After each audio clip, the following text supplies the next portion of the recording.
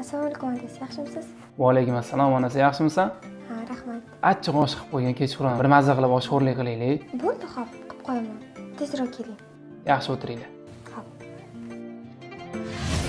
Qizim, bugun menga mastava qilib bering. Shunaqa ham mastava ichgim kelyapti. Xo'p, oyijon. Mastavachga qilib beraman. Ishlaring yaxshimi? Muammolar yo'qmi o'rtoq? Shu hamma muammo biz pararablarda bo'lsin-da. Bitta ikkita mijoz bilan uyiga borganda patkulchi olgani ishonchsiz qo'llarga tushib qolmiz. Ne bu narsani menga bog'liq aytmaysan? Bizda patkulchi bor-ku. Eshikni ham, zinani ham, mebelni ham o'zimiz qilib beramiz. Shuning uchun ham oldinga keldim-da, do'stim. Hozir o'rtoq. Alo. Uzr bezovta qilib qoldim. Ha, onasi. Bugun oyijonning mastavachkilari kelibdi-da. Mastava qilib bering. Xo'p, bemalol qilib beraver. Sizga ertaga osh qilib bersam xafa bo'lmaysizmi? Ha, yonimga xafa bo'laman. Rahmat tushunganingizga.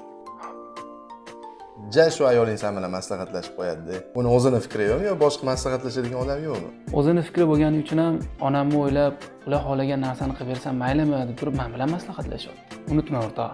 Ayol eri bilan maslahatlashyaptimi? Demak, eri u uchun qadrli ekanligini bilib turib maslahatlashadi. Maslahatlashib ish qiladigan ayol yaxshi, lekin bemaslahat ish qiladigan ayoldan Alloh asrasin o'rtoq.